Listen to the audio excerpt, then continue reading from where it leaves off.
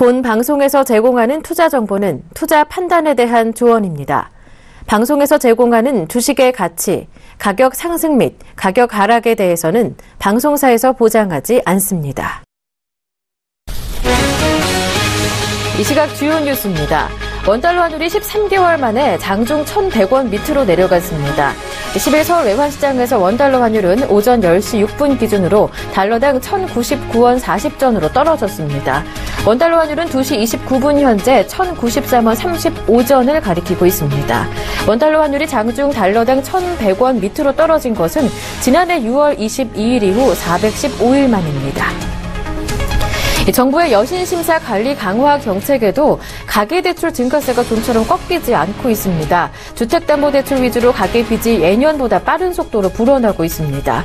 10일 한국은행에 따르면 2016년 7월 은행 가계대출 잔액은 673조 7천억 원으로 전월 대비 6조 3천억 원 증가했습니다. 주택담보대출이 5조 8천억 원, 마이너스 통장 등 신용대출이 5천억 원 각각 증가했습니다. 기준금리 인하의 여파로 시중 통화량의 증가폭이 커졌습니다. 한국은행이 10일 발표한 2016년 6월 중 통화 및 유동성에 따르면 지난 6월 통화량은 2,335조 5,323억 원으로 집계됐습니다. 5월보다 22조 7,311억 원 늘었고 작년 같은 달과 비교하면 7.2% 증가했습니다. 올 상반기 세금이 19조 원 더 거쳤습니다. 덕분에 재정수지 적자가 28조 5천억 원으로 줄었습니다. 6월 말 현재 나라 빚은 1조 1천억 원인 줄어든 591조 7천억 원입니다.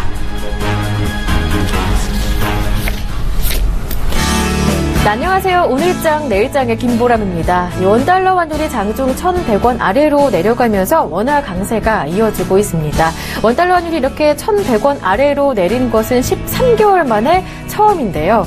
국내 시장에 외국인들의 자금이 꾸준하게 유입되고 있는 상황이고 얼마 전에는 S&P가 한국의 국가 신용 등급을 사상 최고치로 올리게 되면서 이러한 영향을 받고 있는 것으로 풀이가 되고 있습니다. 어쨌든 이래저래 또 외국인의 자금은 현재 국내 시장에서 굳이 빠져나가지 않아도 되는 상황이 연출되고 있는 상황인데요. 현재 코스피에도 외국인들의 자금이 유입되면서 코스피는 또다시 장중에 연중 최고치를 또 쓴 상황입니다. 잠시 뒤 이와 관련한 자세한 내용 짚어보면서 전망과 함께 전략도 꼼꼼하게 알아보도록 하겠습니다. 먼저 현재 시장 흐름부터 파악하고 오겠습니다. 코스피입니다. 현재 코스피는 0.07% 오른 2044포인트 가리키고 있습니다. 장중 흐름 이어서 확인을 해볼게요. 전일 연중 최고치를 또 경신했던 코스피, 장 초반 외국인과 기관의 매도의 하락 반전으로 출발했지만 다시 상승 흐름을 이어가면서 상승폭을 키워가는 상황인데요. 2043포인트 소폭 하락 출발한 이후에 장중에는 2040선 살짝 이탈하면서 2039포인트까지 저점을 찍기도 했었고요. 다시 상승 전환해서 고점은 2049포인트 가깝게 올라가면서 2050선 돌파도 시도를 하기도 했습니다. 하지만 2050포인트 1포인트 남짓 남겨두면서 상승폭은 약간은 줄어들었는데요. 현재는 0.05% 오른 2044포인트 가리키고 있는 상황입니다. 수급의 움직임을 조금 자세하게 확인해 볼까요? 장 초반에는 외국인과 기관이 함께 매도했다가 외국인 쪽에서 매수로 전환해서 매수 물량을 꾸준하게 늘려가고 있습니다. 현재 2,169억 원 매수 우위고요. 기관 쪽에서는 719억 원, 개인 쪽에서 1,600억 원 정도 매도하고 있습니다. 외국인은 참고로 닷새째 매수세 이어가고 있습니다.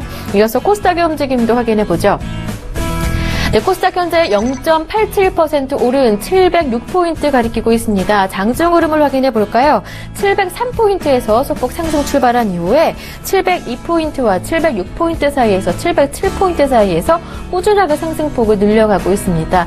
코스피의 움직임과는 살짝은 상반된 움직임이 나타나고 있는 오늘 코스닥의 모습인데요. 장중 고점이 707포인트였고요. 현재는 이를 앞두고 706포인트에서 상승폭이 약간은 주춤한 상황이 연출되고 있습니다. 이어서 수급의 움직임도 확인해 보죠.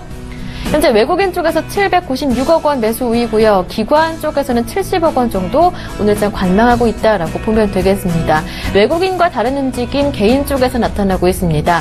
외국인들이 매수 물량을 늘려가는 만큼 개인 쪽에서도 매도 물량을 늘려가고 있는데요. 현재는 800억 원 정도 매도 우위고요. 하지만 지수의 상승을 방해하지는 못하는 수준이다라고 평가할 수가 있겠습니다. 네, 오늘장의 흐름을 먼저 확인을 해봤고요. 이어서 어떤 이슈들이 있는지도 살펴보도록 하겠습니다. 오늘은 대신증권 이경민 팀장님 전화 연결해서 자세한 이야기를 들어보도록 하겠습니다. 팀장님 안녕하세요. 여보세요? 네, 아직 연결이 안 된 것 같은데요.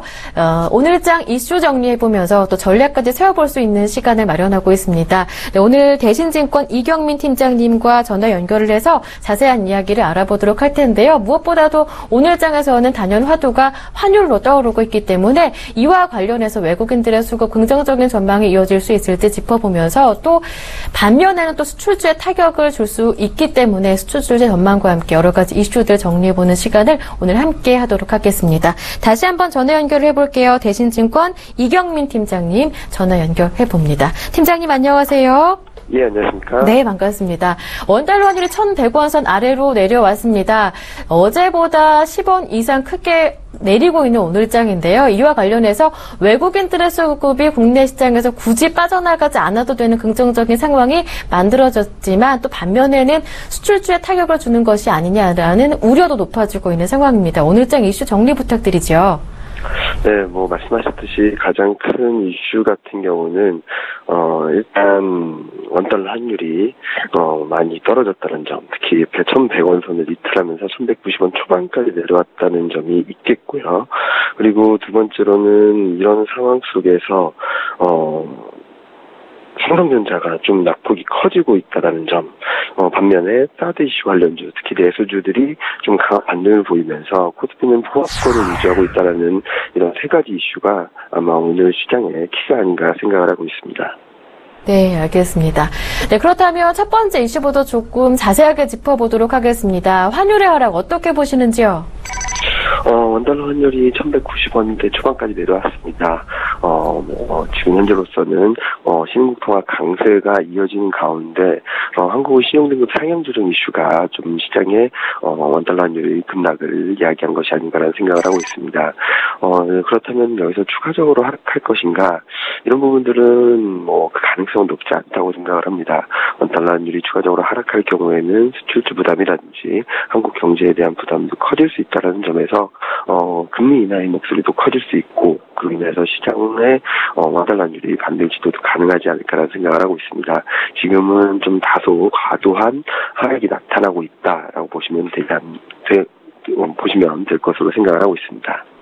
네, 알겠습니다. 네, 한국은행의 금통위 기준금리 결정이 이제 내일로 하루 앞으로 다가온 상황인데요. 어떻게 보시는지요? 금통위 금리 동결 가능성은 높다고 생각을 합니다. 네. 그렇지만 추가 금리 인하를 시사하는지 여부 그런 코멘트들이 중요하다고 보고 있는데요. 이와 함께 소수 의견들이 좀 목소리를 낼 수 있을지를 좀 더 체크하실 필요가 있습니다. 그동안 시장 자체의 흐름들을 보면은, 금리를 인하한다, 안 한다, 그런 것보다도, 지금과 같이 원달러 환율이 워낙, 낮은 상황에서, 금리 인하 가능성을 조금만이라도 내비치게 된다면은, 시장의 변화를 야기할 수 있는 그런 트리거가 되지 않을까 예상을 하고 있습니다. 따라서 내일 같은 경우는, 원달러 환율, 그리고, 금통위에서의 하는 쪽의 코멘트, 이 부분을 좀 더 주의 깊게 보실 필요가 있겠습니다. 네, 계속 시장의 초점은 환율 쪽에 모여질 것으로 전망이 되는데요. 이렇게 원달러 환율이 하락하게 되면 아무래도 수출주 마진에 타격을 줄 수밖에 없을 것인데 그동안 지수의 상승을 이끌었던 게 삼성전자나 SK하이닉스 같은 IT 수출주였기 때문에 우려는 더 높아지는 것 같습니다. 삼성전자 오늘장 크게 밀리고 있는 하루인데요. 어떻게 보시는지요? 네, 일단 삼성전자가 그동안 워낙 강한 흐름을 보였기 때문에 좀 차익실현 매물이 출회되는 것이 아닌가라는 생각을 합니다. 특히 원달러 환율이 1,100원 선 이탈하면서 매물이 좀 집중되는 모습인데요. 물론 삼성전자뿐만 아니라 현대차, 하이닉스 이런 수출주 중심으로 좀 부진한 모습을 보이고 있다는 점은 코스피 시장의 좀 하방 압력을 높여주는 부분이라 생각을 합니다. 이런 부분들은 추가적으로 상승하기보다는 조금은 상승 룸은 제한적인 가운데 업종이나 종목별로 움직이는 부분들이 이어지고 있다라고 보시면 될 것 같습니다. 네. 또 반면에 사드 관련해서 많이 빠졌었던 종목들은 오늘장 반등이 나오고 있는 상황인데요. 어떻게 평가하시는지요? 대표적인 업종들을 보면은, 사드 관련주라든지 내수주들은 6월 종가 이후 가장, 하락폭이 큰, 코스피 대비 언더퍼폼 폭이 큰 그런 흐름들이 나타나고 있는 업종들입니다. 다시 말씀드리자면, 가격 메리트에 따른 반등 시도가 아닌가라는 생각을 하는데요. 물론, 삼성전자가 좀 부진한 가운데, 가격 메리트로 인해서, 키 맞추기 장세가 좀 더 이어질 가능성이 높다고 생각을 합니다. 하지만 이런 업종들이나 종목들이 워낙 부진한 모습을 보였고, 그리고 추세적으로도 아직까지 상승한다고 보기는 좀 어렵기 때문에 장기 트레이딩 관점에서는 조금 더 반등 시도를 이어갈 수 있겠지만 추세 반전을 신뢰하기에는 아직 높지 않다. 그 가능성은 높지 않다라고 생각을 하고 있습니다. 네. 그렇다면 화장품주나 엔터주 반등 시도가 꾸준하게 이어지지는 않을 것이다라고 보시는 거라면 지금 접근하시는 것은 그리 추천할 만하지는 않겠네요. 예, 최근 흐름을 보면은 반등하는 국면에서 따라가면은 시장에서는 조금 투자하는 데 있어서 굉장히 어려움을 겪는 장세라고 생각을 합니다. 어떤 주도주가 일관성을 갖고, 그러니까 저점권에서는 삼성전자 같이 주도권을 가진 종목들이 꾸준히 상승을 할 수는 있겠지만, 지금 2050선 다가온 상황에서 뚜렷한 주도주들은, 좀 꺾이는 모습이고, 그리고 가격 메리트에 따른 반등 시도는 좀 이어지고는 있지만, 이런 종목들이 추세적으로 이어지기까지는 상당한 시간이 필요할 것으로 보고 있고요. 그리고, 단기적으로 반등을 한다고 해서 추격 매수했다가는, 좀 어려운 시간을 거칠 수 있기 때문에 지금 현재 시점에서 추격 매수하기는 좀 부담스럽고, 만약에 다시 흔들리거나 아니면 다시 급등량이 나온다면 그때 단기 트레이딩 관점에서 접근은 가능하다고 생각을 하고 있습니다. 네. 화장품주나 그리고 엔터주 같은 경우에 단기적인 반등일 뿐 추세가 형성되기까지는 시간이 오래 걸리기 때문에 지금 접근하시는 것은 안 되겠다라는 분석을 들어봤습니다. 이제 내일은 금통일도 열리게 되고 또 옵션 만기일도 다가오게 됩니다. 내일장 전략 어떻게 세워보는 게 좋을까요? 전망도 함께 들어보고 싶은데요. 내일장 같은 경우는 옵션 만기가 예정되어 있습니다. 그렇기 때문에 지금 현재 시점에서는 어떤 방향성을 뚜렷하게 말씀드리기 좀 어려운데, 하지만 최근 거래 대금이 부진한 가운데 주도주가 흔들리고 있다. 그리고 내일 옵션 만기를 통해서 파생 시장에서 이 변곡점이 형성될 수 있다. 그리고 주말에는 중국 경제지표 발표가 예정돼 있다는 점을 감안해봤을 때 지금 현재 시점에서 2050을 넘어서서 추세적으로 움직이기는 좀 어려운 상황이라고 생각을 합니다. 따라서 지금 현재 시점에서는 좀 더 내일하고 이번 주말까지는 좀 시장 추이를 좀 더 지켜보시고 보수적인 관점에서 시장을 바라보시는 것이 맞지 않나 생각을 합니다. 네. 일단은 시장 관망하는 게 낫겠다라는 분석을 들어볼 수 있었습니다. 말씀 잘 들었습니다. 지금까지 대신증권 이경민 팀장님과 함께했습니다. 고맙습니다. 네, 감사합니다.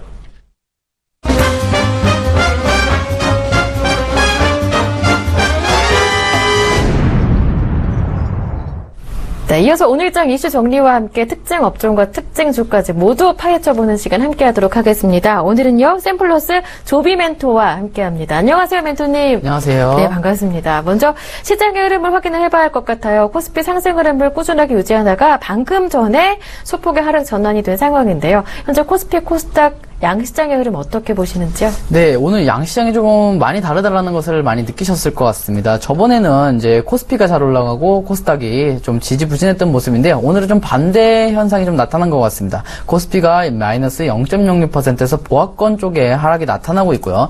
코스닥 같은 경우는 0.91%에서 차이가 좀 크게 나고 있습니다. 이제 코스피 같은 경우를 좀 본다라면은 이제 그동안 좀 고점에 많이 올라왔었기 때문에 지금 뭐 어느 정도 조금 조정이 나올 것으로서는 당연히 뭐 예상은 가능했던 부분이고요. 그리고 이제 환율이 떨어지다 보니까 사실 종합주가 지수가 환율이 떨어지면은 이제 잘 올라가거든요. 우리나라 지수는 이제 반비례를 하기 때문에 환율이 떨어지는 부분에서 오늘 좀 크게 이제 오르지는 못했지만은 고점에 대한 과대 낙폭은 나오지 않았기 때문에 상당히 좋은 흐름 같습니다. 종합주가 지수는 조금 더 이제 올라갈 것으로 예상이 되고 있고 2050포인트까지는 이제 예상해 볼 만하다라고 말씀을 드리겠습니다. 자, 오늘 시가총액도 한번 봐드릴게요. 자, 일단 코스피 같은 경우는 삼성전자가 일단은 마이너스 1.85%까지 떨어졌기 때문에 일단은 코스피 같은 경우는 오늘 크게 좀 상승이 나오지는 못한 것 같습니다. 아무래도 이제 시가총액 1위가 떨어지는 모습이었으니까요. 자, 한국전력도 1.96% 좀 상승이 나오고 있네요. 현대차 같은 경우 1.47% 하락이 나오는데 일단은 이제 시장을 좀 보려면은 삼성전자와 현대차를 좀 보시면은 오늘 시장이 어땠는지 알 수 있을 것 같아요. 삼성전자와 현대차가 뭐 1% 미만 이제 크게 좀 하락을 하고 있기 때문에 오늘 시장이 좋지 않은 모습이었고 삼성물산이나 네이버 그리고 뭐 현대모비스, SK하이닉스가 좀 크게 떨어졌었네요. SK하이닉스가 3.71%로 거의 뭐 4%까지 좀 떨어졌던 모습이었고 아모레퍼시픽 같은 경우는 사드 배치 관련주에서 민감주 좀 들어갔었는데 그동안 과대 낙폭을 좀 키우면서 다시금 재차 다시 자리를 찾고 있는 모습입니다. 4%까지 상승이 나왔고요. 삼성생명이 2% 좀 상승 중에 있습니다. 신한지주 뭐 보합권 쪽에 하락이 좀 나오고 있고 그리고 포스코 같은 경우도 뭐 보합권 하락이라고 보시면 되겠습니다. 또한 LG화학이 3% 올라가는 부분이었고요. 그리고 이제 앞으로 이제 환율이 좀 떨어지게 되잖아요. 그러니까 환율이 떨어지다 보니까 이제 워낙 강세가 일어납니다. 그러다 보니까 외국인들 입장에서는 우리나라에서 돈을 사실 뺄 이유는 없겠죠. 오히려 더 들어와야 되니까요. 거기에 따른 뭐 종합주가 지수의 흐름을 좀 본다라면은 이제 위에 좀 빨간색 지표가 이제 외국인의 매수가 들어온 모습인데 외국인의 자금이 계속해서 좀 연이어 좀 들어오는 모습입니다. 그렇죠? 그동안은 이제 크게 변화가 없었는데 지금 기울기가 많이 변해 있는 상태죠. 그래서 종합주가 지수는 2050포인트까지는 조금 바라볼 수 있다라고 말씀을 드리겠고요. 오늘 단기적 수급 한번 찾아볼까요? 역시 외국인이 2190억까지 매수가 들어오고 있고요. 기관과 개인만이 이제 양쪽에서 매도를 하고 있는 모습입니다. 796억을 매도했고 개인이 마이너스 1582억을 매도하고 있는 모습입니다. 자, 일단은 이제 코스피 좀 봐드렸고요. 코스닥도 한번 보도록 하겠습니다. 네. 코스닥은 오늘 0.9%까지 좀 크게 상승이 나왔습니다. 그 이유를 좀 찾아본다라면 사실 코스닥은 이제 개별 시장이라고 해서 코스피 시장과 원래는 별개 시장을 지니고 있었는데 오늘 시가총액 상위 종목들을 본다라면은 흐름이 완전히 다르다는 것을 아실 수 있겠죠.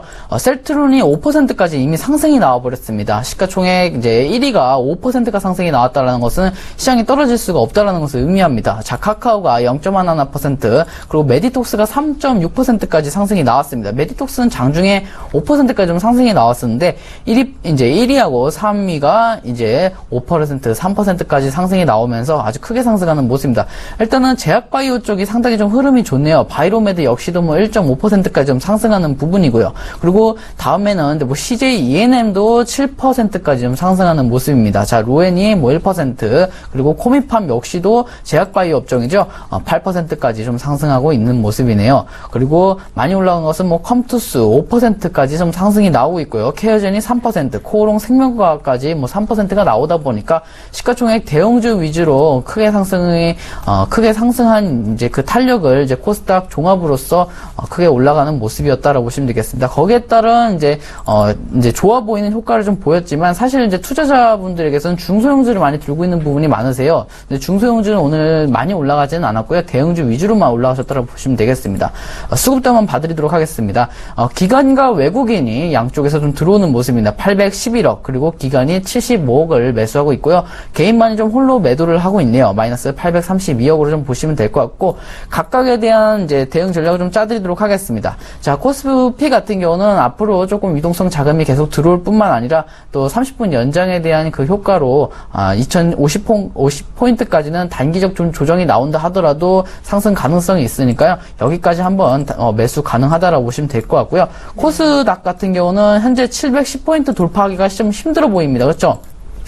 아직도 조금 반등이 여러 번의 반등이 나오고, 이제 다시 좀 크게 좀 하락을 하고 다시 반등이 나오는데, 이번에도 뭐 710포인트까지는 올라가겠지만, 거기에 대한 반등이 좀 크게 나온다라면, 그때부터 이제 코스닥 시장도, 아주 크게 좀 올라갈 것으로 예상이 되고 있고, 역시나 뭐 부딪힌다라면 단기 조정 발생할 수 있으니까, 관망하셨다가 저가 메리트 때 매수하시면 좋을 것 같습니다. 네. 시장 긍정적으로 판단을 하고 계시는데요. 그러도 그럴 것이 또 원화가 강세를 보여주고 있고 그동안 기업들의 실적 발표도 호실적에 나왔었고 여기에다가 S&P가 한국의 국가 신용등급을 사상 최대치로 끌어올린 상황이기 때문에 이래저래 외국인들의 수급에는 긍정적인 환경이 조성되고 있는 상황입니다. 또 반면에는 그동안 지수의 상승을 이끌었던 수출주에는 타격이 되지 않을까라는 우려도 불거지고 있는데 지수 상승이 코스피 2050선까지는 무난하다라고 하셨었는데 어느 정도의 추가 상승이 가능할까 좀 자세하게 랠리에 대해서 짚어보고 싶습니다. 네, 일단 봐드리도록 하겠습니다. 먼저 이제 지수 상승이 어디까지 나오는지 상당히 궁금하시는 분들이 많으세요. 근데 사실 그걸 예측하는 것은 상당히 쉽지가 않습니다. 지수 상승의 예측이라는 것이 일단은 좀 봐드릴 텐데 다만 저희가 많이 올라갈 수 있다라는 것은 예측을 해드릴 수는 있습니다. 이제 종합주가 지수 같은 경우는 2년 연속 많이 떨어졌거든요. 근데 지수라는 것은 많이 떨어져야 다시 올라갈 자리를 만들기 때문에 2013년부터 2014년까지 2회 이상 좀 떨어뜨린 부분이 있었고요. 2015년에 짧은 양봉을 하나 만들었습니다. 그러다 보니까 2016년부터 잘 올라가는 부분입니다. 근데 코스피 같은 경우는 이제 큰 하락이 없었거든요. 이제 제가 말하는 큰 하락은 대세 하락장을 얘기하는 겁니다. 그러니까 대세 하락장이 좀 발생하지 않으면 종합주가 지수가 좀 탄력적으로 올라가지는 않을 겁니다. 물론 이제 상승은 나오겠지만은 강한 뭐 이런 이제 급등의 패턴의 모습이 나오지는 않을 것 같아요. 그래서 종합주가 지수는 2050포인트에서 도달하고 나서 그 후로 좀 관망을 해본 뒤에 주가 흐름을 더 살펴봐야 되는 것이기 때문에 저는 뭐 지금 코스피가 얼마까지 올라갈 수 있다라고는 예측을 하기는 좀 힘들 것 같습니다. 자, 코스닥 같은 경우는 예측하기 좀 쉽습니다. 아무래도 개별 장세에 있다 보고 조금 시장이 작기 때문에 코스닥 같은 경우는 결론적으로 한 1500포인트 정도 올라갈 것으로 예상이 되고 있습니다. 물론 이제 단기간에 올라가기는 쉽지는 않죠. 하지만은 이번 연도를 좀 기준으로 해서 계속해서 코스닥 증시는 올라갈 것으로 예상이 되고 있어요. 근데 지금 뭐 단기간적으로 좀 본다면 박스권에 위치하고 있죠. 물론 박스권에 이제 돌파는 물론 나올 것입니다. 하지만 그게 언제냐라고 한다면 저는 이제 굳이 이제 기간 좀 잡자라면은 이제 8월 달은 넘어갔을 것 같고요. 한 9월 달부터는 이제 정고점이 돌파가 나오면서 9월 달부터 좀 코스닥 랠리가 좀 나오지 않을까라고 저는 생각을 하고 있습니다. 그래서 코스피는 조금 이제 대세 상승장은 아니다. 코스닥은 대세 상승이 될 가능성이 상당히 높다라고 말씀을 드리겠습니다. 네. 추가 상승 여력으로만 본다면 코스피보다는 코스닥이 조금 더 긍정적일 수 있겠다라는 결론을 들어볼 수가 있었습니다. 이제 특징 업종들의 움직임도 확인을 해볼 텐데 강세 섹터와 또 약세 섹터 나눠봐서 살펴보겠습니다. 일단 강세 섹터에서 오늘 게임주들이 강하게 움직여주는데요. 먼저 확인을 해볼까요? 네, 게임주 한번 보도록 하겠습니다. 오늘 게임빌, 컴투스, 그리고, 위메이드라는 종목이 이제 이제 게임주로서 잘 올라가고 있네요. 그쵸? 위메이드 한번 보도록 하겠습니다. 위메이드는 뭐 2.5%까지 좀 상승이 나오고 있고요. 게임빌은 2.5% 정도 상승이 나오고 있습니다. 컴투스 같은 경우가 대장주인데 6%까지 좀 상승이 나오네요. 일단은 매출이 좋다라는 내용이 조금 이슈가 된 것 같습니다. 오늘 이번에 매출도 좋을 뿐더러 이제 또 하반기에 게임을 이제 내놓는다, 신작 게임을 좀 내놓는다는 기대감에 조금 상승이 나온 것 같습니다. 그 중에서 이제 컴투스가 가장 많이 올랐는데 그동안 컴투스가 상당히 많이 올랐어요. 가격적인 측면에서는 이제 거의 뭐 3,000원에서 15만 원까지 올랐으니까 뭐 거의 뭐 50배 가까이 오른 거죠. 그렇기 때문에 좀 더 추가적으로 가져갈 수 있냐에 대해서는 이제 조금 더 위험할 것 같고 조금 더 둔화될 것 같습니다. 이제 많이 올라왔기 때문에 더 올라가기 위해서는 둔화가 될 것 같은데 단기적으로 좀 홀딩하셨던 분들은 조금 더 홀딩하시면 좋을 것 같아요. 아무래도 지금 주봉 상태로도 이제 저렴한 가격을 좀 찍었기 때문에 다음 주부터는 추가 상승이 조금 나올 수는 있습니다. 그래서 한 13만 원에서 한 14만 원 정도 좀 바라보시면 될 것 같고요. 지금 지금 신규 매수하실 하시는 분들은 좀 좋지는 않을 것 같습니다. 컴투스인가요?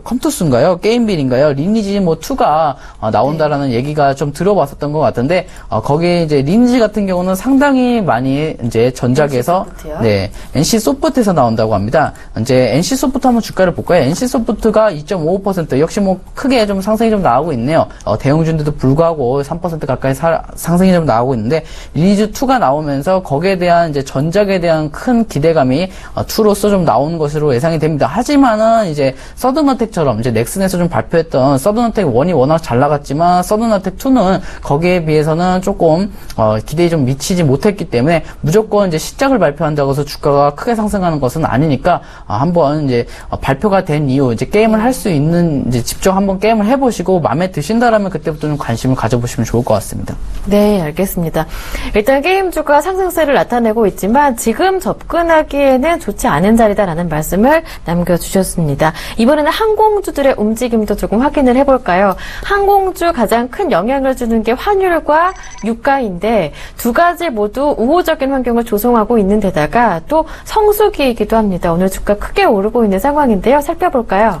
네, 좋습니다. 일단은 외부적으로는 상당히 호재라는 것은 맞습니다. 자, 유가가 이제 많이 그동안 떨어졌어요. 근데 지금으로서만 본다라면은 유가는 싼 것이 맞습니다. 근데 우리가 오늘 팔고 내일 판다라면은 이제 항공주는 좋을 수는 있어요. 근데 투자 관점에서 이제 좀 시간을 걸려서 본다라면은 앞으로 유가는 올라갈 가능성이 매우 높거든요. 그러니까 유가는 지금 단기적으로 떨어졌을 뿐 다시 올라갈 가능성이 높습니다. 그래서 몇 개월 들고 있으면은 이제 더 이상 우호적으로 이제 발생 환경이 만들어지지는 않을 것 같습니다. 원유 이제 유가 같은 경우는 이제 2년 연속 좀 떨어졌고 2016년에 짧은 양봉이 만들어지면서 기간 조정과 이격 조정을 다 거쳤거든요. 그래서 워렌 이제 투자의 대가라고 하시는 워렌 버핏께서도 이제 유가에 투자를 하셨습니다. 근데 어느 방향으로 투자를 하셨냐면 유가의 상승 방향으로 크게 투자를 하셨습니다. 근데 분명히 뭐 워렌 버핏이 아니더라도 지금 본다라면은 내년부터는 유가가 충분히 상승이 나올 수 있는 부분이기 때문에 저는 뭐 항공주는 지금 당장으로서는 매수가 단기적으로는 가능하더라도 장기적으로는 좋지 않을 것으로 예상이 되고 있고 환율 같은 경우도 마찬가지입니다. 환율은 오히려 좀 다른 양상 좀 보이는데 환율은 계속해서 좀 추가 하락이 좀 나올 것으로 예상이 되거든요. 그동안 환율에 조금 차트를 좀 본다라면은 보통 1,200원을 넘는 경우가 없습니다. 그러니까 박스권을 그리고 있다는 뜻이죠. 보통 이제 차트를 좀 본다라면은 환율이 1,200원 넘을 가능성이 좀 희박합니다. 그래서 지금 박스권 상단에서 돌파가 나오지 못하고 좀 하락을 하는데 만약에 환율이 좀 떨어진다라면은 1,050포인트까지는 떨어질 수는 있을 것 같거든요. 그래서 환율적인 측면에서는 좋지만은 유가는 다시 올라가기 때문에 사실 그 부분이 서로 이제 경합이 되기 때문에 사실 대한항공에 대해서 외부적 환경에서 올라갈 가능성은 낮다라고 생각을 하고 있고요. 네. 그리고 차트로 좀 이제 본다라면은 대한항공은 워낙 많이 빠졌기 때문에 사실 저가 메리트는 맞습니다. 하지만은 일단은 이제 기업 분석이 좀 좋지 못하기 때문에 투자로서의 접근은 조금 비추천 드려보는 바입니다. 아무래도 아무리 우호적으로 발생한다 하더라도 단기 순이익률이 4년째 연속 적자입니다. 순이익률도 4년째 연속 적자인데 그 적자폭이 워낙 크다 보니까 아무리 환경이 좋다 하더라도 이게 바로 이제 흑자 전환으로 들어가는 것은 아니거든요. 그렇기 때문에 조금 더 우리가 관망을 해서 들어가시는 게 좋을 거라고 생각하기 때문에 항공주는 대한항공을 비롯해서 뭐 아시아나항공 다른 항공까지는 이제 저는 좀 비춘을 드려보는 바입니다. 예, 알겠습니다. 약세 업종의 움직임도 한번 짚어보겠습니다. 어쩔 수 없이 IT 쪽을 다시 한번 짚어볼 수밖에 없을 것 같은데요. 오늘장 동반적으로 하락세가 나오고 있는 상황입니다. SK하이닉스 두드러지게 또 하락세가 나오고 있는 상황인데 앞으로 전망은 어떻게 분석을 하시는지요? 네, 좋습니다. SK하이닉스가 상당히 많이 떨어져서 시청자분들께서도 걱정이 많으셨던 종목인 것 같아요. 과거에 이제 1990년도에는 77만 원까지도 이제 엄청난 이제 주가 폭등을 일으켰던 종목인데 이게 현재 2,000원까지 떨어질지 어떻게 아셨습니까? 2,000원까지 떨어오다 지금 3만 원이 된 거죠. 그렇죠? 근데 주식이라는 것이 항상 그렇습니다. 많이 올라오게 되고 이슈가 붙고 그리고 시의성이 많이 보게 되면은 주가는 다시 하락으로 좀 이제 떨어지는 부분이거든요. 근데 아직은 추세가 뭐 깨지지는 않았습니다. 근데 물론 추세가 깨지면 그때부터는 좀 위험할 수는 있겠지만 아직은 뭐 SK하이닉스 뭐 전기전자 업종은 아직 떨어졌다라고 할 수는 없을 것 같습니다. 이걸 가지고 전기접장 업종이 떨어졌다 할 수는 없을 것 같고요. 근데 SK하이닉스보다는 이제 전기전자 업종 부품주들을 좀 봐야 될 것 같아요. 그래서 부품주를 한번 보도록 하겠습니다. 보통 이제 종합주가 지수를 좀 보는데 IT 종합을 좀 보도록 하겠습니다. 자, 일단은 이제 종합주가 지수 이제 IT 종합인데요. 이제 그동안 많이 올라왔습니다. 역시 종합도 많이 올라왔지만 지금 계속해서 지금 더 이상 이제 상승의 둔화력이 좀 나오면서 지금 이제 하락 쪽으로 직관적으로 좀 본다 하더라도 하락 쪽으로 좀 나오고 있는 모습이기 때문에 단기적으로 좀 이제 하락이 좀 나올 수 있고요. 장기적으로는 IT 종합이 역시 계속해서 좀 상승이 나올 것으로 예상이 되고 있습니다.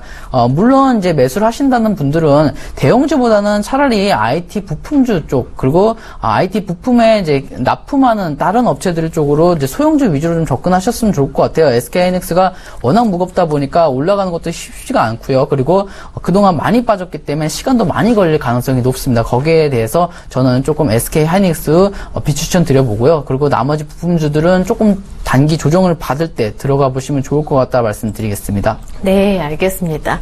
강세 섹터와 약세 섹터를 나눠서 특징 업종들의 움직임을 확인을 해봤고요. 이번에는 더 자세하게 특징주들의 움직임도 파악을 해보겠습니다. 코스닥이 강세를 보여주고 있는데 시총 상위 종목들이 강하게 움직이고 있거든요. 그 가운데 시총 1위 종목 셀트리온의 움직임 한번 확인을 해보죠. 또 하반기 미국의 램시마 출시에 대한 기대감이 다시 한번 불거지면서 5% 정도 강하게 올라오고 있는 상황인데요. 셀트리온의 움직임 어떻게 분석을 하시는지요? 네, 일단은 뭐 아주 간단합니다. 셀트리온 분석이요. 일단은 고가라는 점을 알아두시면 좋을 것 같아요. 왜냐면은 이제 고가 이제 11만 원이 넘어갔죠. 일단은 처음 시작한 게가 2,000원입니다. 근데 지금 11만 원이에요. 근데 무조건 뭐 비싸다고 안 사는 게 아니라요.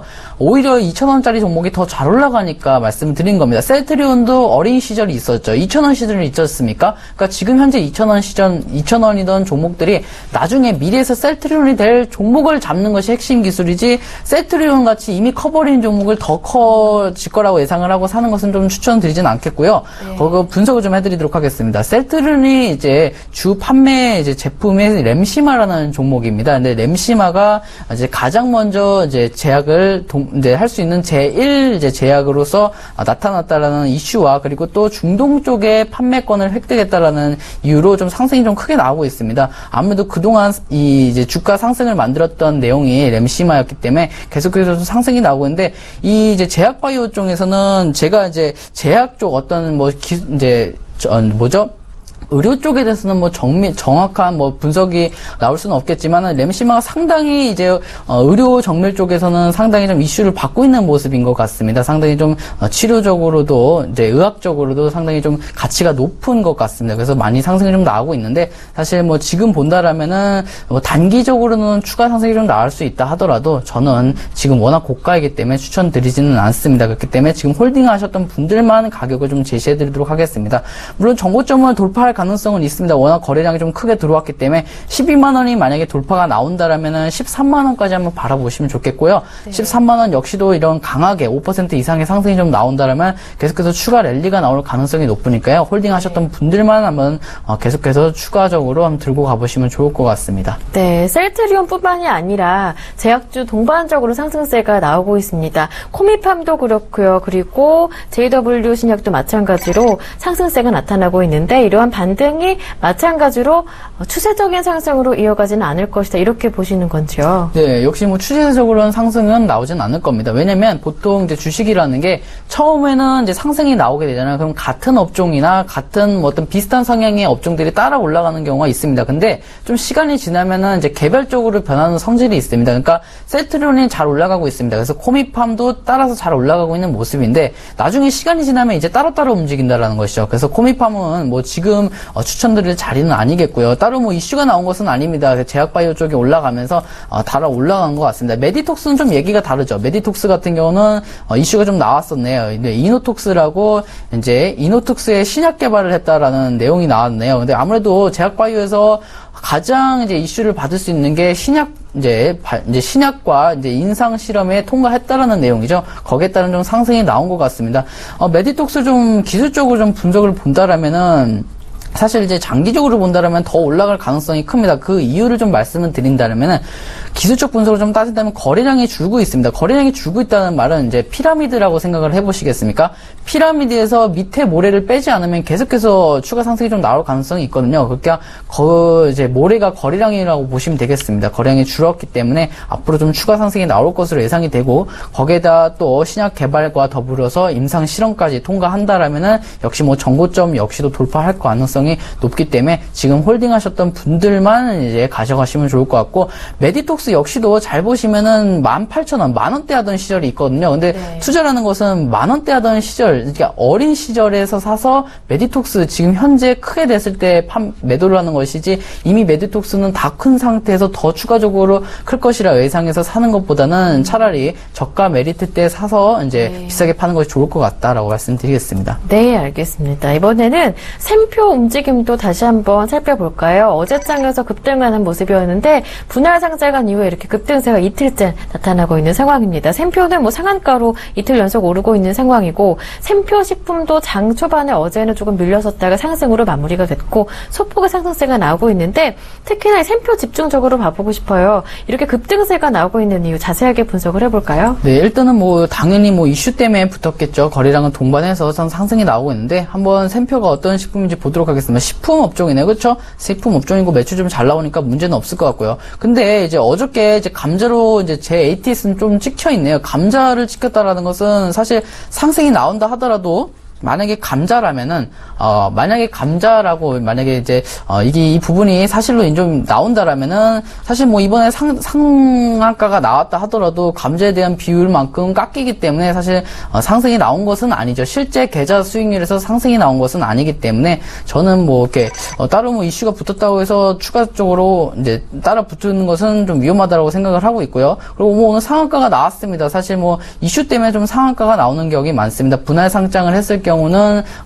이제 분할에 대한 기업적인 측면보다는 일단은 뭐 개인 투자자분들이나 외국인들이나 뭐 기관에서 이제 시의성을 이제 근거로 해서 많이 이제 거래량을 동반해서 좀 상승이 나오는 경우가 많은데, 일단은 뭐 붙을 수는 없을 것 같습니다. 이미 상한가가 들어왔고 따라 붙는다 하더라도 위험하기 때문에 저는 뭐 따로 분석할 필요는 없을 것 같아서, 저는 뭐 샘표 식품도 한번 봐드릴게요. 샘표 식품 같은 경우는 오히려 좀 떨어지네요.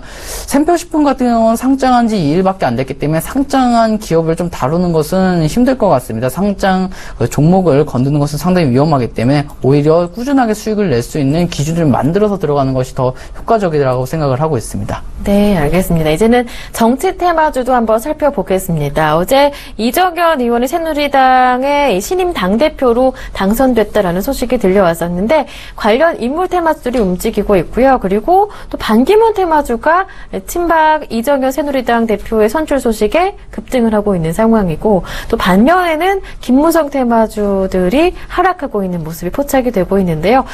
테마주, 정치 테마주 특히나 지금 접근해보는 것은 굉장히 위험한 시도일 수 있겠지만, 정치 테마주 그래도 움직이고 있는 이런 상황들을 포착해보는 것은 좋은 것 같아요. 어떻게 보시는지요? 네, 좋습니다. 자, 일단은 보성파워텍이 유상증자를 신청한다는 내용이 나와 있네요. 보통 이제 정치 테마주를 하신다라면은 이제 많은 분들이 이제 반기문, 뭐 김무성 테마주가 있고요. 또 안철수 테마주도 있죠. 또 추가적으로 오세훈 테마주도 있고요. 근데 오늘 얼마 전에 이제 어저께인가요? 이제 친박이라고 이제 해왔던 이정현 의원이 당 대표로 좀 당선이 됨에 따라서 반기문 이제 이정현 의원이 이제 반기문 쪽을 좀 밀고 있는데, 반기문 종목들이 좀 상당히 나오고 있는 것 같습니다. 대표적으로 좀 보성 파원텍이 있다라고 하고 있습니다. 오늘 같은 경우는 장중에는 뭐 8%까지 좀 상승이 나왔습니다. 근데 이제 결론적으로 좀 말씀을 드린다면, 이제 들어간다라고 한다라면은 이제 단타, 그러니까 분봉 차트를 보고 이제 하루 안에 매매를 끝나는 그런 이제 데이 트레이딩 하시는 분들에게는 상관이 없겠지만은 이제 월급 이제 일을 하면서 이제 대응이 좀 부족하신 분들에게는 위험할 것 같습니다. 왜냐, 물론 이제 계속해서 이제 대선 관련주가 언급이 나올 것입니다. 계속해서 언급이 나오고 거래량도 들어올 것인데, 대응이 안 된다 보면, 이제 대응이 안 된다라면은 워낙 등락폭이 좀 크거든요. 그렇기 때문에 저는 이제 직장인 분들은 좀 비추천 드려보도록 하겠고요. 그리고 좀 단타, 이제 데이 트레이딩 하실 수 있는 분들에게는 적절한 매수 타이밍이 오신다라면 매수를 좀 하시면 좋을 것 같아요.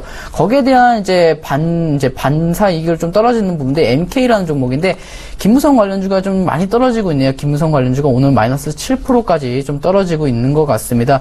NK 같은 경우는 그동안 상당히 좀 좋지는 못했습니다. 기업적인 측면에서만 봐도 NK 같은 경우는 2년 연속 좀 적자를 좀 기록하고 하고 있고요. 그리고 테마주로 접근한다 하더라도 아직은 뭐 김무성 관련주가 이슈가 좀 나오지는 않기 때문에 네. 그때 나오고 들어가서도 상관이 없을 것 같아요. 그리고 다시 한 번 더 보성 파워텍을 본다면 보통 유상증자를 하는 경우가 많습니다. 그래서 저는 유상증자를 좀 조심해봐야 될 것 같아요. 보통 기업이 워낙 좋은 기업이 아니기 때문에 감자나 또 유상증자가 상당히 많을 가능성이 높습니다. 아무래도 유상증자를 함으로써 회사는 그 자금을 가져갈 수 있기 때문에 저는 뭐 이런 부분에서 좀 유의하시고 이제 데이 트레이딩 관점으로만 접근하자 말씀드리겠습니다. 네. 어제 새누리당 신임 당대표로 이정현 의원이 선출이 되면서 관련 또 정치 테마주들의 움직임을 다시 한번 확인해 봤고요. 이번에는 SK 솔믹스 짚어보도록 하겠습니다. 태양광 사업을 정리한다라는 소식에 5% 이상 하락하고 있는 상황인데요. 네, SK 솔믹스인가요? 솔믹스죠? 네. 한번 보도록 하겠습니다. SKC 솔믹스네요. 그렇죠? 오늘 마이너스 6.6%까지 좀 떨어졌습니다. 근데 좀 하락했던 내용들이 태양광 사업을 정리한다라는 이제 확신이 나온 것은 아니고요. 정리를 좀 검토 중이다에 대한 이제 실망 매물이 나온 것 같습니다. 외국인 위주로 좀 매물이 나왔는데 일단 보면은 일단 SK 이제 태양광 얘기를 먼저 드리도록 하겠습니다. 네. 일단 태양광이 워낙 이제 태양광 이제 설비는 돈이 많이 들고 이제 설비를 완료하면 그때부터는 이제 전기 생산이 좀 쉬울 것 같지만은 그 와중에는 돈이 상당히 좀 많이 들고 그러다 보니까 이제 유보율도 이제 잉여금도 상당히 많이 필요하고요. 투자처도 중요하기 때문에 어디서 좀 투자를 대줄 수 있느냐도 상당히 중요하기 때문에 일단은 소형주에서 다룰 수 있을 만한 사업은 좀 아닌 것 같기 때문에 좀 포기를 한 것 같습니다. 물론 포기는 아니지만 검토를 한다는 자체가 사업이 좀 힘들어질 가능성이 높기 때문에 이제 포기를 하는 것 같은데요. 오늘 같은 경우는 뭐 5%까지 좀 떨어졌습니다. 자, 한번 기업 분석을 보도록 하겠는데 일단은 1,000원대를 좀 찍었네요. SKC 솔믹스 같은 경우는 1,000원대를 좀 찍었기 때문에 나쁘지는 않습니다. 하지만은 단기 순이익이 계속해서 좀 적자가 나오고 순이익이 계속해서 큰 폭으로 적자가 나오는 등 앞으로 좀 뭐 신사업하기에는 조금 일단은 규모 대비에는 좀 어려울 것으로 예상이 되고 있어서 포기한 것 같습니다. 그래서 지금 뭐 홀딩하셨던 분들께서는 다시 좀 재차 반등이 나온다라면은 빠져나오시는 걸 좀 추천드려 보겠고요. 당연히 뭐 신규 매수는 추천은 드려보지는 않다라고 말씀드리겠습니다. 네, 알겠습니다. 이번에는 네이버 한번 살펴볼까요? 신고가를 찍는 오늘장입니다. 77만 원대까지 터치를 하고 있는데요. 외국계 매수세가 유입되고 있습니다. 네이버의 전망 어떻게 보시는지요? 자, 일단 보도록 하겠습니다. 자, 네이버 같은 경우는 상당히 좀 77만 4천 원에 위치하고 있네요. 근데 뭐 신고가이긴 하지만은 뭐 전체적으로 좀 본다라면 원래 신고가 이제 재작년의 신고가는 88만 원 쪽에 있습니다. 근데 2015년에 많이 떨어졌다가 2016년에 좀 상승이 나오고 있는데 연봉 차트를 좀 보도록 하겠습니다. 자, 네이버가 이제 보통 이제 이런 경우가 상당히 많습니다. 대형주다 하더라도 비슷한 구조를 좀 취하고 있는데 2년 연속이 하락이 되면 가격 메리트가 좀 발생을 하게 됩니다. 근데 단순하게 그렇게 나왔다고 좀 상승이 나오는 것은 아니라 더 확률을 높일 수 있는 방법이 거래량도 같이 줄어드는 경우가 상당히 많이 올라갈 수 있는 가능성이 높거든요. 그렇기 때문에 아까 말씀드린 뭐 대형주 중에서는 메디톡스가 이제 거래량이 줄면서 올라가기 때문에 더 올라갈 가능성이 있다라고 말씀드렸어요. 네. 근데 네이버도 역시 뭐 비슷한 흐름입니다. 네이버도 어떤 내용이 있을 겁니다. 그렇죠? 어떤 이슈나 내용이 있겠지만은 사실 이슈라는 것은 단기적에서 호재를 분석할 수 있는 내용이지 꾸준한 상승에 대해서는 기술적 분석으로 접근하는 것이 가장 좋거든요. 그래서 연봉 차트로는 거래량이 좀 줄어드는 점 그리고 2년 연속 하락기 때문에 1년에 짤봉 양봉이 나오고 내년부터 좀 추가적으로 상승이 나올 수 있다는 점에서는 지금 홀딩하셨던 분들은 추가적으로 좀 가져가실 수 있을 것 같고 그리고 이제 신규 매수하셨던 분들 신규 매수하려고 하시는 분들께서는 조금 너무 고가이다 보니까 근데 분할 매수가 조금 불편할 것 같아요. 그래서 조금 낮은 가격에 위치한 종목을 좀 사자라고 의견을 드려보도록 하겠습니다. 네, 알겠습니다. 네이버의 흐름 짚어봤고요. 이번에는 급등세가 나오다가 다시 오늘장에서 급락세가 나오고 있는 세계상사의 움직임을 한번 짚어보도록 하겠습니다. 급등 조회 공시 요구가 들어간 상태였는데 오늘장 9일째 랠리를 펼친 버티다가 급락세가 다시 나오고 있습니다. 현재 12% 정도 하락하고 있는 상황인데요. 주가의 차트 움직임이 독특하네요. 네, 독특합니다. 마이너스 11%. 일단은 이제 오늘 시가에 사셨던 분들은 이제 마이너스 11%가 이제 하루 한순간에, 그러니까 네. 뭐 1,000만 원에 들어갔다면 100만 원이 한순간에 깨져버리는 건데, 뭐 이제 100만 원이 깨져버리는 그 순간에 이제 매도를 안 칠 분은 없을 것 같아요. 대부분 이제 손절을 치실 것 같습니다. 근데 일단은 좀 보신다면 이런 부분도 방지할 수 있습니다. 사실 얼마 전, 어저께까지만 해도 21% 올라왔고요. 주간을 좀 본다라면은 주간만 51%가 올랐습니다. 그러니까 이번 주만 51%가 올라간 종목에서 더 올라갈 것이라고 따라 붙다가 항상 손실이 나는 경우가 상당히 많습니다. 그러니까 세계 상사가 어떤 이슈로 올라갔다라고 생각을 했습니다. 만약에 이슈가 나왔습니다. 오늘 뉴스 한번 보도록 하겠습니다. 어떤 이슈가 나왔냐면 뭐 어떤 조회 공시를 좀 요구했는데 거기에 대한 공시 대상이 없다라고 나왔습니다. 그 말은 다시 말해서 기술적 분석으로 올라간 거예요. 그렇죠? 그리고 이제 조그마한 세력에 의해서 조금 상승이 나온 것 같은데, 물론 우리가 조심해야 될 것이 이제 주식은 이제 올라가면 사지 않는 것이 가장 좋습니다. 제가 이제 종목 상담을 많이 하고 또 방송에서도 하고 이제 방송이 아닌 오프라인에서도 방송을 하고 있는데, 이제 종목 상담의 99.999%가 올라간 종목을 사서 떨어지는 경우가 이제 100명 중 99명, 아니요 100명 중 100명이라 할 정도로 저가 메리트에서 사서 문제를 일으켜서 종목 상담이 들어오는 경우는 저는 못 봤습니다. 상당히 많이 올라가서 샀기 때문에 뭐 지금 떨어지는 것은 이상한 것은 아닙니다. 그렇기 때문에 제발 이제 올라간 것에 대해서는 좀 안 사셨으면 가장 좋을 것 같고, 일단은 대부분 이제 마이너스 13%까지 이제 떨어졌기 때문에 대부분 손절을 치셨을 겁니다. 혹시나 안 치셨던 분들은 내일 좀 반등이 나온다라면 거기에 대해서 좀 매도를 하시면 좋을 것 같고요. 추가 하락이 나온다라면 물량을 조금 이제 감소시켜서 비중을 좀 줄여보시는 것이 가장 좋을 것 같고요. 계속해서 좀 추가 상승이 나오냐라고 물어본다라면은 일단은 떨어지고 나서부터 생각을 하셔야 됩니다. 계속해서 추가 상승보다는 다시 한 번 더 5만 원대까지 떨어지고 나서 상승이 좀 이루어질 것 같으니까요. 그러니까 물량을 좀 정리하자 의견을 좀 드리도록 하겠습니다. 네, 알겠습니다. 이번에는 텔콘의 급등세도 한번 살펴보도록 하겠습니다. 이 텔콘이 비보존 인수를 마무리하고 이제 본격적으로 바이오 제약 사업에 착수한다라는 소식에 오늘장 오후장 들어서 급등세가 나타나고 있는 종목인데요. 이 움직임도 한번 확인을 해볼까요? 네, 일단 보도록 하겠습니다. 텔콘 역시도 뭐 많이 올라갔습니다. 오늘 상한가가 좀 들어갔었는데 얘기를 좀 들어보도록 하겠습니다. 신약 개발 기업이라는 이제 비보존이라는 이름의 기업을 좀 가지고 있는데 인수를 했다라고 합니다. 텔콘이 뭐 글로벌 임상 3상 준비와 함께 신약 개발 연구소 설립을 검토한다라는 내용이 좀 기대감에 좀 상승이 나온 것 같습니다. 자, 보도록 하겠는데, 일단은 텔콘이 현재 이제 오후장 1시부터 좀 발표가 됐나 봅니다. 1시부터 이제 갑자기 상승이 나오더니 2시 이후로 급등하면서 상한가가 들어가는 모습입니다. 하지만 이제, 여기서 들어갈 건가요? 상한가가 들어왔습니다. 근데 여기서 추가적으로 상승이 나올 것이라고 생각하고 들어갈 것인가요? 아니라는 거죠. 왜냐하면 외부적 호재, 그러니까 기술적 분석이 아닌 외부적 호재는 금방 꺼지기 마련이기 때문에 저는 거기에 대한 위험을 좀 따른다라면은 물론 당연히 이제 매수하시는 분들은 신규 매수하시는 분들은 당연히 비추천 드려보겠고요. 그리고 이미 홀딩하셨던 분들, 혹시나 이제 장중에 올라가면서 따라 붙으셨던 분들께서는 내일 쪽으로도 추가 상승이 좀 나올 가능성이 높습니다. 아무래도 단기적으로는 이슈를 불러일으킬 만한 내용이었기 때문에 정고점 정도인 한 38,700원 정도까지는 한번 바라보시고 매매를 하시면 좋을 것 같습니다.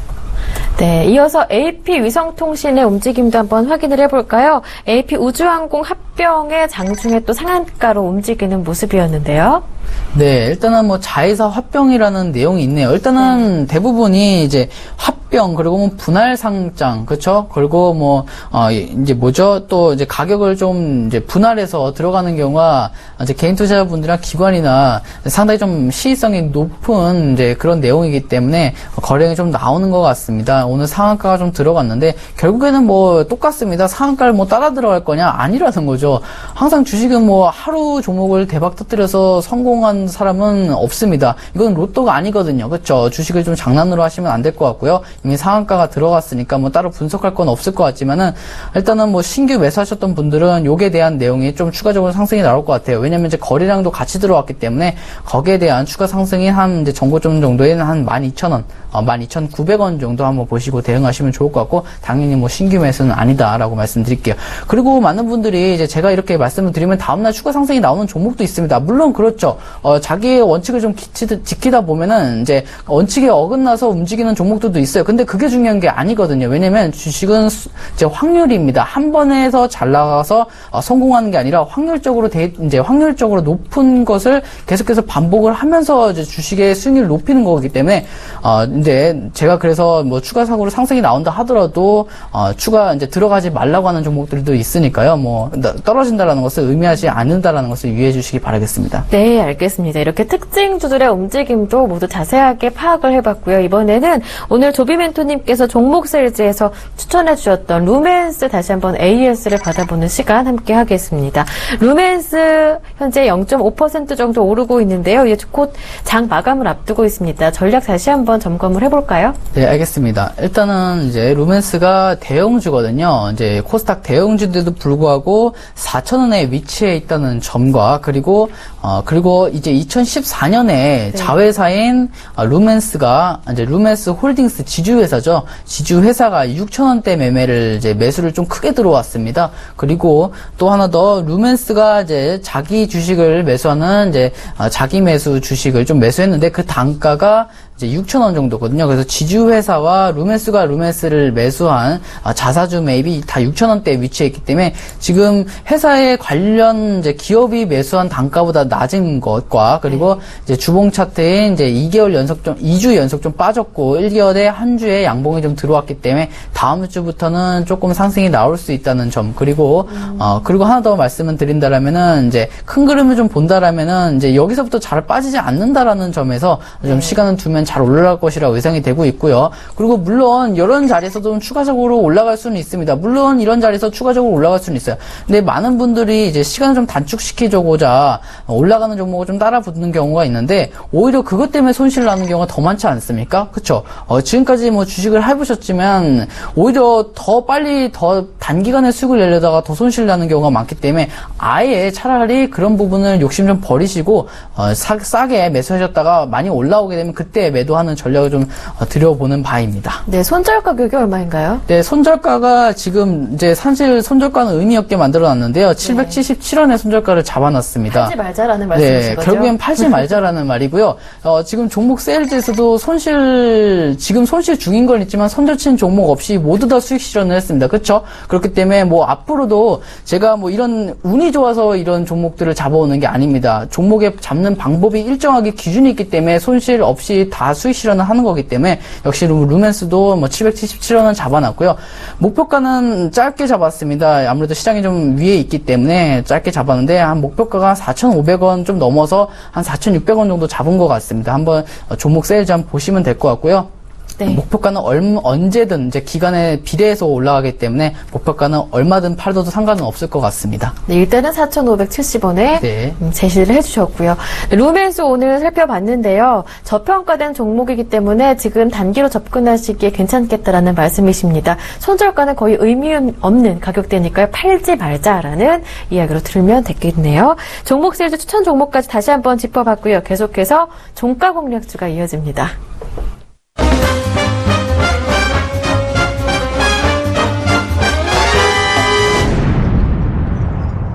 네, 장 마감 전에 마지막 기회가 되겠습니다. 종가 공략주를 포착해보는 시간인데요. 오늘은 한국투자증권 윤철한 대리님 전화 연결해 보겠습니다. 안녕하세요.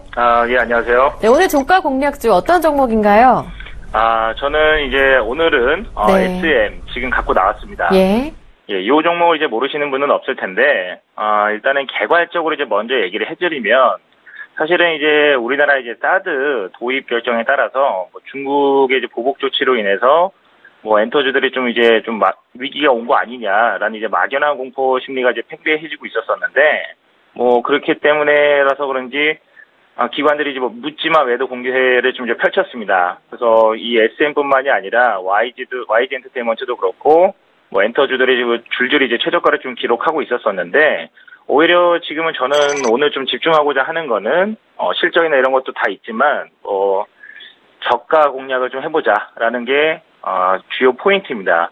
사실 뭐 최근에 지금 얘기를 아까 중국 얘기가 좀 나와서 그런데 사드 배치 발표하고 나서부터 이제 중국 이제 보복이 이제 한류 쪽으로 이제 넘어오는 거 아니냐라는 좀 이제 우려감이 좀 있었습니다. 근데 대부분의 이제 업계 전문가들 이제 물어보면 사실 이제 중국 비중이 10% 정도밖에 안 되기 때문에 사실 뭐 SM이라든지 YG가 중국에 의존하는 거는 크지가 않습니다. 근데 그 전에 사실은 사드 배치 나오기 전에도 이제 하락을 하고 있었었고 그 다음에 자기 자리를 이제 좀 찾아간다는 그런 의미가 있었었는데 지금 이게 저는 리스크가 좀 크지 않다라고 좀 보고 있습니다. 왜냐하면 어차피 조정을 받을 만큼 받았고, 그리고 예전에 엔터주들이 지금 올랐던 이유 자체가 이제 중국 자본이 투자가 좀 돼서 어차피 지금 중국도 쉽게 요거를 이제 넘어갈 수가 없다라고 좀 판단을 하고 있고요.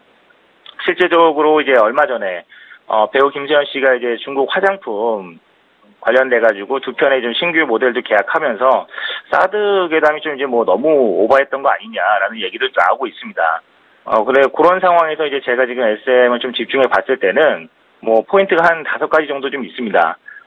이제 첫 번째로 좀 봤을 때는 이제 역기조 효과로 인해서 2분기 실적이 좀 이제 부진하게는 나올 건데 결과적으로 업계 이제 얘기를 나눠보면 이 부분에 있어서 오히려 좀 저점이다라고 좀 보시는 것 같고 오히려 상반기 말고 이제 하반기만 좀 봤을 때는 영업이익이 전년 대비해서 한 40에서 한 60% 정도 증가한다라는 게 이제 거의 컨센으로 좀 잡혀 있고 세 번째로는 이제 한 원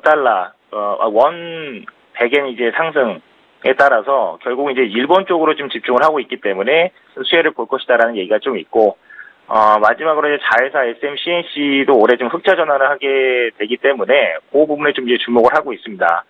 근데 이제 실적을 이제 간단하게 좀 이제 살펴보면은 2분기 실적 자체는 내용만 보면 이제 매출이랑 이제 이익 모두 이제 하락을 합니다. 왜냐면 이제 역기조 효과가 지금 사실은 좀 크게 좀 반영이 되고 있는데 요 부분에 이제 작년 2분기 때 일본 콘서트가 이제 매출로 이제 잡히면서 이번에는 좀 엽기적으로 좀 작용을 하고 있습니다. 근데 다만 괜찮은 게 뭐냐면 이제 하반기 때 3분기라든지 4분기 갈수록 이제 더 이제 괜찮아질 텐데 3분기에는 뭐 엑소 이제 정규 앨범 3집도 지금 매출로 인식이 되고 있고 그다음에 엑소의 국내 콘서트라든지 샤이니의 일본 콘서트도 지금 매출로 이제 잡힐 겁니다. 4분기로 가면 갈수록 이제 콘서트라든지 다 반영이 될 텐데 그 부분에 있어서는 숫자로만 좀 말씀드리면 제가 예상하건대는 이제 영업이익은 한 64% 정도 증가하지 않을까 지금 생각을 하고 있습니다. 그리고 이제 추가적으로 제가 말씀드렸던 거는 원 100엔 환율이 지금 1,100원대까지 상승을 했는데 동방신기나 이제 슈퍼주니어가 이제 내년에도 이제 컴백하겠지만 그 전에도 이제 콘서트 관련돼서는 매출이 좀 더 괜찮은 방향으로 좀 이끌어지지 않을까 이런 좀 기대를 좀 하고 있습니다. 이제 마지막으로는 이제 SMCNC 이제 성장을 좀 주목을 하셔야 되는데 이제 다양한 이제 예능인이랑 이제 배우들이 영입이 됐고 드라마라든지 예능에 좀 많이 늘어나면서 결과적으로 이제 적자 문제가 좀 많았었는데 올해는 이제 매출액도 이제 전년 대비 한 10% 넘게 좀 늘어날 거고 영업이익도 이제 결과적으로 한 4-50억 정도 잡혀서 흑자로 이제 전환할 가능성이 좀 크게 좀 보고 있습니다. 그래서 결과적으로 이제 내용이 요즘에 잘 나가고 있는 종목들처럼 팍팍 오르는 것도 아니고 뭐 지금 실적이 뭐 YOY로 이제 뭐 100% 200% 늘어나는 건 아니지만 제가 지금 가장 좀 주목하고 있는 거는 가격입니다. 지금 워낙 지금 좀 떨어졌고 지금 예전에는 이제 뭐 5만 원 정도, 4만 원 후반대까지도 이제 최근에만 해도 이제 거래가 됐다가 사드 배치로 인해서 이제 좀 많이 좀 떨어졌기 때문에 주가를 이제 접근하시는 데 있어서는 좀 부담이 없지 않을까 지금 생각을 하고 있습니다. 네, 알겠습니다. SM 결과적으로 봤을 때는 중국의 의존도가 크지 않으면서도 사드 관련해서 공포심이 막연하게 형성이 되면서 기관 쪽에서 매도 움직임이 나왔기 때문에 가장 중요한 건 저가 매력이 있다. 여기에다가 2분기 실적 바닥을 찍고 또 하반기 턴어라운드에 대한 기대감도 형성되고 있는 상황이기 때문에 지금 접근해보자라는 의견이신데요. 그렇다면 가격 전략은 어떻게 세워볼까요? 사실은 뭐 이 가격 자체가 너무 조정을 받아가지고 좀 어떻게 좀 할까 좀 고민을 했었었는데, 지금 일단은 매수 추천 가격은 오늘 그냥 금일 종가로, 그러니까 사실 이게 예전에 좀 먼저 말씀을 드렸었었는데, 사실 오늘 또 이제 또 올랐어요. 그래서 그럼에도 불구하고 오늘 금일 종가로 매수 좀 가능하실 수 있을 것 같고요. 단기적으로는 200일, 300일 이제 이평선 모이는 한 4만 원 정도로 지금 목표가를 잡고 있고요. 손절가는 사실 너무 떨어져서 좀 크게 의미는 없을 수 있지만, 너무 지금 바닥 전저점인 27,000원 지금 생각을 하고 있습니다. 네, 알겠습니다. 네, 오늘 종가 공략주로 SM 받아봤으니까요. 이 점 참고하시길 바랍니다. 종가 공략주에 지금까지 한국투자증권 윤철한 대리님과 함께했습니다. 좋은 말씀 잘 들었습니다. 고맙습니다. 예, 감사합니다. 네, 장 마감을 한 4분 정도 남겨둔 상황입니다. 마감 예상 체결지수 확인해 보도록 하겠습니다. 먼저 코스피입니다. 네, 코스피 예상 체결지수 현재 0.1% 내린 2041포인트로 나타나고 있는데요. 장조 그램을 한번 확인을 해볼까요? 네, 아직까지 코스피 그래도 플러스 달고 있습니다. 오늘 출발은 2043포인트 소폭 하락 출발한 이후에 2040선 살짝 깨는 움직임도 나타났었는데요. 하지만 상승폭 키워가면서 2048포인트까지 고점을 찍는 모습이었고요. 장 마감 앞두고 살짝 상승폭이 줄어들었다가 현재는 다시 0.15% 2046포인트 가리키면서 동시호가 진입한 상황입니다. 수급의 움직임을 자세하게 확인해 보겠습니다. 장 초반에는요. 외국인도 매도, 기관도 매도였거든요. 하지만 외국인 쪽에서 바로 매수로 전환하면서 매수 물량이 꾸준하게 늘어나는 오늘이었습니다. 2,500억 원 정도의 매수 우위가 나타나고 있고요. 기관 쪽에서는 940억 원, 개인 쪽에서는 1,700억 원 정도 매수하고 있는 상황에서 외국인들의 매수 물량은 오늘까지 닷새 연속 이어지고 있는데요. 원달러 환율이 계속해서 워낙 강세 움직임을 나타내고 있기 때문에 원달러 환율의 하락세가 나타나고 있기 때문에 외국인들의 수급에는 긍정적인 상황이 형성되고 있다라는 평가가 나오고 있습니다. 시가총액 상해 종목들의 움직임 이어서 확인을 해볼까요? 네, 원달러 환율 하락 속에 수출주 약간의 우려감이 반영이 되는 것으로 보입니다. 또 그동안의 상승에 따른 하락도 나오고 있는 것으로 보이고요. 이래저래 삼성전자는 2% 정도 하락하면서 153만 5천 원대에서 현재 움직이고 있고요. 한국전력은 2.2% 정도 오릅니다. 현대차 1.8% 정도 어제 반등 앞두고 바로 하락세가 나오고 있고요. 삼성물산 14만 원대는 지키면서 소폭의 하락세가 나옵니다. 0.35% 하락합니다. 삼성전자 우선주 0.9% 정도 하락입니다. 다음 종목들 확인해 볼까요? SK하이닉스, 삼성전자 마찬가지로 IT 수출주 부진한 움직임이 나타나고 있습니다. 3.5% 정도 하락이고요. 현대모비스도 0.9% 내립니다. 네이버는요, 반면에 오늘 52주 신고가를 찍었습니다. 77만 원대까지 터치를 하는 모습인데요. 2.6% 오르고요. 아모레퍼시픽, 그동안 사드 관련해서 중국 관련 보복 우려감에 주가가 내렸었는데 오늘 반등이 나옵니다. 4.6% 정도 오르고요. 삼성생명 1.4% 정도 오르고 있습니다. 네, 이어서 코스닥 살펴보겠습니다. 예상 체결 지수가요. 0.9% 오른 707포인트로 나타나고 있는데요. 장쪽으로 한번 확인을 해볼까요? 네, 코스피보다는 오늘 코스닥이 확연하게 강한 움직임을 나타내줬습니다. 오늘 출발도 703포인트에서 소폭 출발한 이후에 702포인트와 707포인트 사이에서 꾸준하게 상승폭을 키워가는 모습이죠. 상승폭을 줄이는 새 없이 꾸준하게 올라가면서 707.93포인트 진입한 상태로 현재 동시호가 들어갔습니다. 1% 오르네요. 네, 수급의 움직임도 한번 확인을 해보겠습니다. 현재 외국인 쪽에서 930억 원 정도 매수 우위고요. 외국인들의 매수 물량은 꾸준하게 늘어나는 모습입니다. 반면에 개인 쪽에서 매도 물량이 990억 원 정도로 늘어나고 있지만 기관 쪽에서 131억 원 정도 소폭 매수, 외국인도 꾸준하게 매수 물량 늘어나가면서 오늘 시총상해 종목들의 동반 상승 속에 코스닥은 무난하게 플러스로 마무리가 될 것으로 예상됩니다.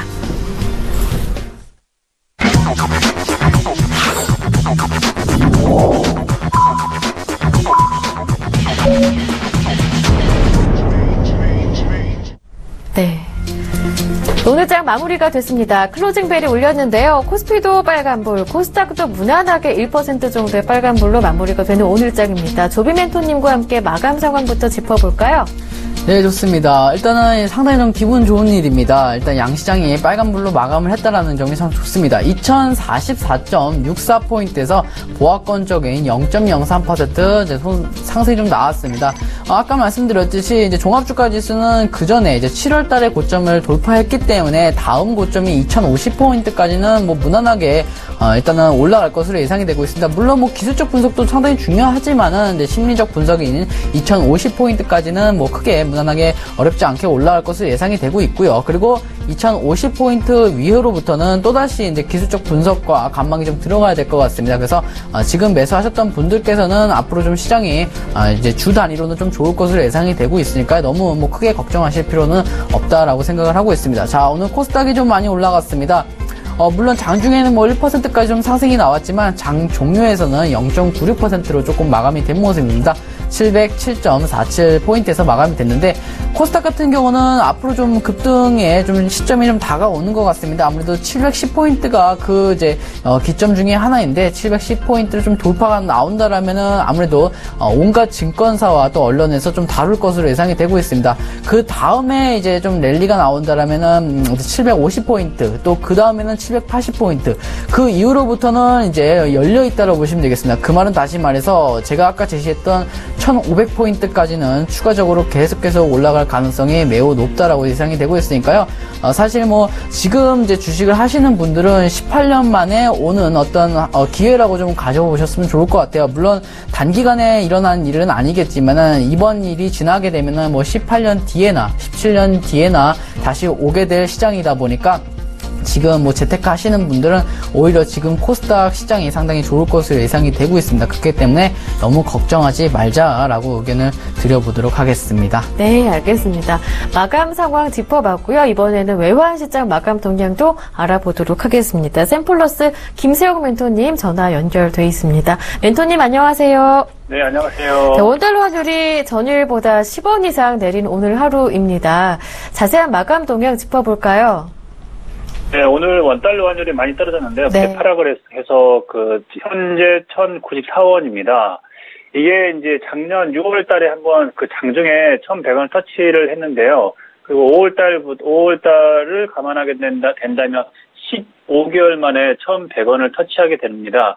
그런데 지금도 이렇게 터치를 해서 내려가는 추세가 제가 볼 때 추세적으로 좀 하락 추세에 있는 것 같아요. 그러니까 특히 정부나 아니면 당국이나 이런 쪽에서 환율 하락을 막을 수 있는 방법이 그렇게 많지가 않습니다. 그래서 지금 현재 시점에서 본다면 환율은 지금보다 더 떨어질 가능성이 크다라고 볼 수가 있는데요. 그러면 작년 가장 저점이었던 1,167원까지 아마 생각을 할 수가 있어요. 그래서 물론 갭은 메우겠지만 아마 이번 주나 다음 주 정도는 지금보다 더 하락하는 모습을 보이지 않겠냐라고 생각을 하게 됩니다. 그리고 외국인들 같은 경우는 6월 29일 이후 5조 원 넘게 주식을 매수를 하고 있는데요. 30거래일 중에서 28일을 매수하고 있습니다. 유일하게 7월 6일 날 매도를 했었는데요.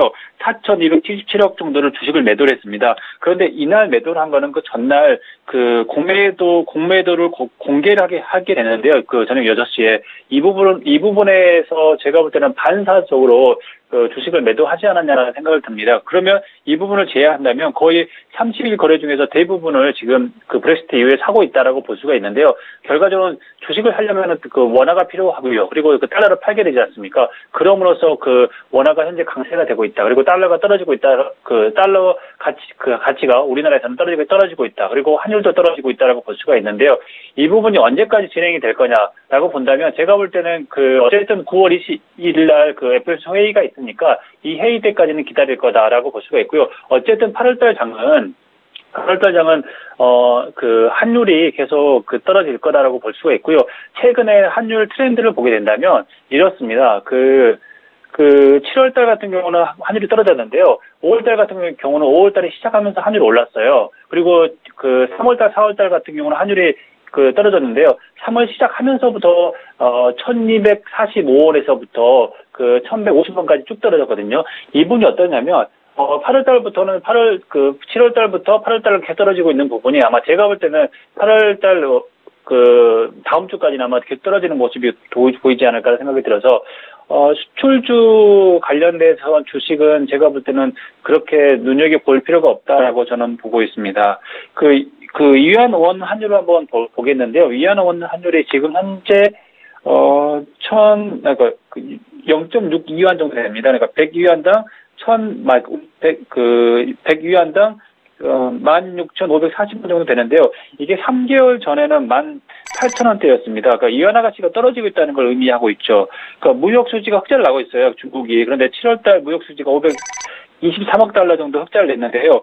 이게 결과적으로 수출도 줄었는데, 그러니까 수입이 더 줄었던 겁니다. 그 흔히 말하는 불황형 흑자라고 이야기할 수 있죠. 중국에서 어제 CPI가 1.8% 정도 나왔는데요. 중국 그 PPI 같은 경우 생산자 물가 지수는 0.2% 정도 나왔습니다. 전년 대비 1.7% 하락해서 굉장히 많이 떨어진 것 같지만 실질적으로 그 떨어지는 폭이 최근 들어 가장 적다라고 볼 수가 있고요. 53개월 동안 PPI가 떨어지고 있는 모습이 결과적으로 중국 경제가 좋지 않다라는 모습이 보입니다. 그래서 그 상해 종합지수 같은 경우도 상해 종합지수가 지금 확인해 보면 3,020포인트인데요. 3,000포인트를 안 차가는 모습은 보이긴 합니다. 근데 이게 결과적으로는 최근에 이렇게 올랐던 건 결과적으로 이렇게 지표들이 좋지 않게 나오지 않습니까? 그래서 지표들이 좋지 않다 보니까 기대감이 좀 있는 것 같아요. 결과적으로는 중국 정부가 금리를 인하하거나 아니면은 향후에, 지준을 인하할 거다라는 이런 경기 부양책이나 재정 부양책을 기대하고 있는 것 같아요. 그런데 이제 금리나 지준을 인하가 같은 전면적인 통화 정책을 내놓기는 좀 힘들다고 이제 중신증권 같은 경우는 이제 보고 있는 것 같고요. JP 모건 같은 경우는 인플레이션이 전반적으로 부진해서 인민은행의 10월달에 기준금리를 한 차례 정도 낼 거라고 보는데요. 이게 결과적으로 지금 중국 정부도 금리나 지준을 통해서 대폭적인 경기 부양책을 쓰기는 힘든 상황입니다. 그래서 아마 제가 볼 때는 이런 모멘텀보다도 성강통 모멘텀이 가장 클 거라고 저는 보고 있는데요. 이 모멘텀이 결과적으로는 시장을 어느 정도 상승시키지 않겠냐. 왜 그렇게 생각을 해야 되냐면, 결과적으로 중국 같은 경우는 개인 투자자 비중이 굉장히 높습니다. 한 80에서 90%니까 이 부분을 생각해서 고려해야 한다면, 결과적으로 개인들의 심리를 움직여야 될 텐데, 그게 제가 볼 때는 성강통이지 않겠냐라는 생각을 하게 됩니다. 해외 선물을 잠깐 보면은, 원유 선물 같은 경우를 한번 보겠습니다. 원유 선물 같은 경우가 지금 현재 9월물 같은 경우가 지금 42.60 달러입니다. 42.60인데요. 최근에 조금 계속 오르다가 지금 올랐던 이유가 결과적으로는 오펙에서 40달러 이하를 가게 되면서 오펙 회의를 9월 26일 알제리에서 국제 에너지 포럼 하면서 유가 안정화 방안에 대해서 논의하겠다라고 했습니다. 9월 26일부터 28일까지 열리는데요. 이게 4월달하고 6월달에 오펙 회의가 열렸지 않습니까? 4월달에는 카타르 도하에서 열렸었는데, 이때는 흔히 말하는 합의에 실패를 했습니다. 이러한 결과적으로 참석을 안 했던 거죠. 이란 같은 경우는 이제 7월달 원유 생산량이 배럴당 360만 배럴이었는데, 이게 일일당 360만 배럴이 결과적으로는 경제 제재, 4년 전에 경제 제재가 있었던 그 시점에 또 아직 미치지 못한다는 거죠. 400만 배럴 정도, 400만에서 450만 배럴 사이 정도를 이제 이란은 원하는 것 같아요. 그런데 그게 그렇게가 되지는 않을 거다. 그래서 9월달, 많은 사람들이 9월달에 오펙 회의가 열리게 되면 유가가 더 상승할 거다. 그리고 RBC 같은 경우도 캐나다 왕립은행 같은 경우도 이런 보고서를 계속 내는데요. 결과적으로는 공급 측 문제가 아직 해결되지 않는 상황이에요. 공급 측 문제가 해결되지 않는 상황에서 오펙 회의를 열린다고 해서 제가 볼 때 합의를 보기가 힘들 거다. 베네수엘라나 에콰도르 같은 흔히 말하는 오펙에서 힘을 많이 이끌이 없는 이런 나라에서 흔히 말하는 산유랑 동결에 대해서 이야기를 하더라도 제가 볼 때는 밴드를 두자라고 이야기했는데요. 이 부분은 제가 볼 때는 쉽게 먹히지 않을 부분이고요. 그리고 물론 러시아가 참여하는 거는 좀 고무적인 것 같아요. 러시아도 이제 어느 정도 이제 오펙 회원이지만 어느 정도 네트워크를 가져가는 모습을 보일 거다라고 보는데요. 결과적으로 이건 결과적으로 쉽게 해결되기 힘들 거다고 봐서 지금 현재 가격인 42.61달러 이 부분이 단기적으로 봐도 높은 것 같아요. 제가 볼 때는. 그래서 다시 다른데 JP 모건 이런 데는 35달러까지 보고 있는데요. 지금 제가 볼 때 이 가격이 제가 볼 때 매도해도 참 좋은 가격일 거다라는 생각을 합니다. 물론 이제 내일 모레가 그 만기일이기 때문에 지금 물보다는 흔히 10월물 정도를 생각하시는 게 좋을 것 같고요. 중국 같은 경우는 소비자 물가 지수 이런 소비적 측면에서 보면 좀 낮아지고 있지 않습니까? 그래서 뭐 경기 불황이다 이런 부분이 때문에 왜냐면은 세계의 그 소비 엔진인 두 축인 중국과 미국이 있는데요. 중국 같은 경우는 서서히 무너지고 있다, 서서히 떨어지고 있다라고 보고 있고요. 생각보다 그 미국도 잘 일어나지 못하고 있는 상황에서 보게 된다면 하반기의 유가 전략은 제가 볼 때는 매도 포지션을 꾸준히 떨어지는 모습이 보이지 않겠냐라고 생각을 하게 됩니다. 네. 마지막으로 그 파운드화에 대해서 잠깐만 한번 보겠는데요. 파운드화가 지금 현재 가격이 그 1.3053달러 정도 돼요. 그러니까 이게 보시게 되면 브렉시트 선거가 있었던 그때 대비해서 얼마까지 떨어졌냐면 마이너스 13% 정도 떨어졌어요.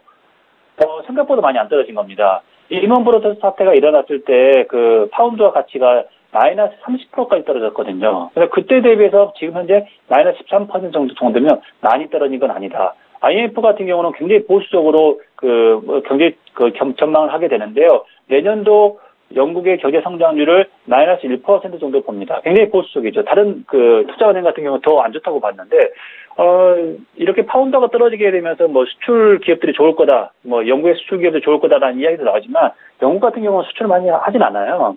그렇기 때문에 제가 볼 때는, 이렇게 파운드화 가치가 지금 현재는 어느 정도 버텨주고 있지만, 향후에 더 떨어질 가능성이 높다.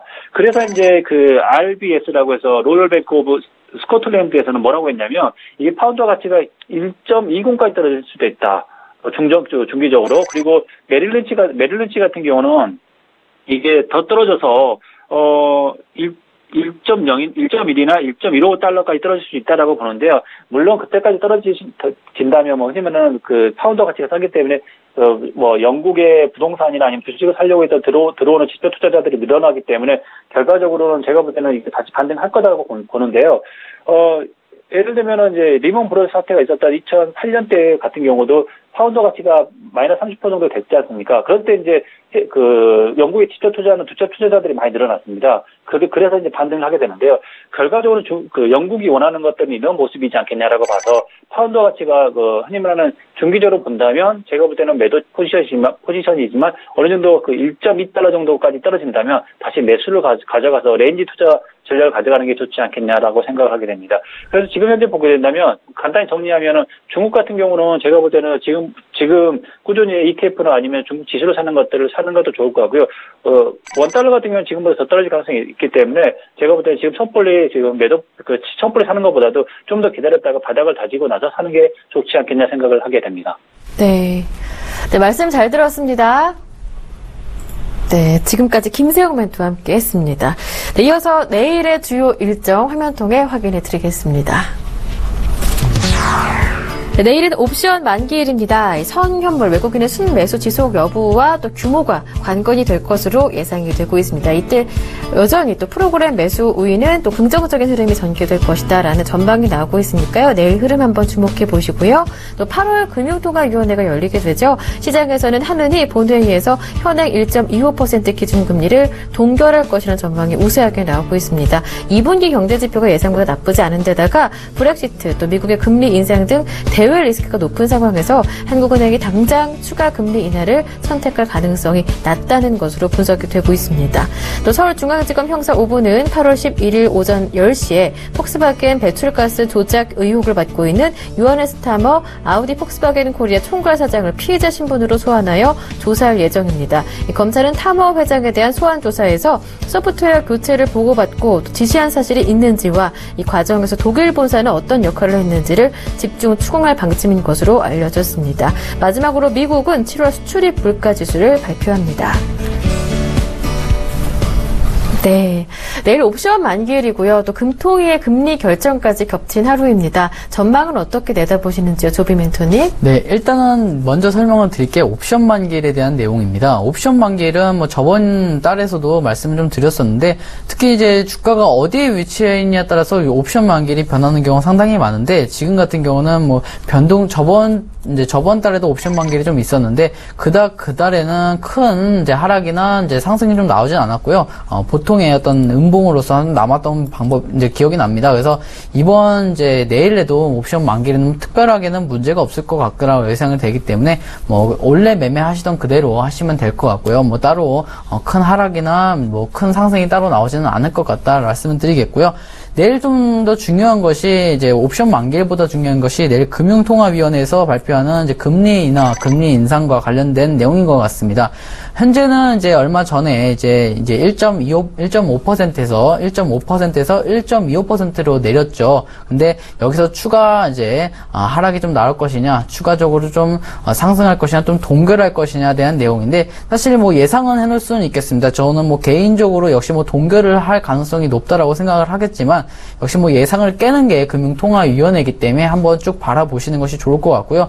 뭐 이제 금리가 동결된다라면은 뭐 특별한 이상은 없을 것 같지만은 금리 인하가 될 경우는 또 한 번에 우리는 코스닥 시장에 좀 어떤 변동성을 불어일으킬 것으로 예상이 되고 있고요. 많은 분들은 또 동결이나 또는 인상 쪽으로 많은 분들이 생각하고 있기 때문에 이 부분만 벗어나지 않는다라면은 이제 시장은 뭐 원래 흘러가던 대로 흘러갈 것으로 예상이 되고 있습니다. 네, 알겠습니다. 내일장 전략을 짧게 세워볼까요? 네, 좋습니다. 이제 아까 말씀드렸듯이 이제 코스피 같은 경우는 2050포인트까지는 충분히 상승이 나올 수는 있을 것 같으니까요. 2050포인트까지는 일단은 바라보자. 그리고 장중에는 또 변동성이 생길 수 있다 하더라도 결국에는 2050포인트 이제 정고점 자리까지는 어렵지 않게 올라갈 수 있으니까 한번 보면 좋을 것 같고요. 자, 코스닥 같은 경우는 710포인트 돌파 여부를 확인해 보셔야 될 것 같아요. 만약에 710포인트를 돌파가 나온다라면 코스닥 시장은 상당히 좋을 것으로 예상이 되고 있으니까 이 부분 돌파 여부 확인해 보자 의견 드리겠습니다. 네, 알겠습니다. 네, 지금까지 샘플러스 조비 멘토와 함께했습니다. 좋은 말씀 잘 들었습니다. 고맙습니다. 감사합니다.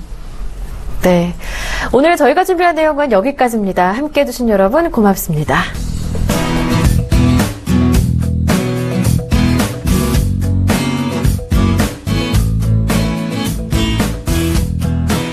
본 방송에서 제공하는 투자 정보는 투자 판단에 대한 조언입니다.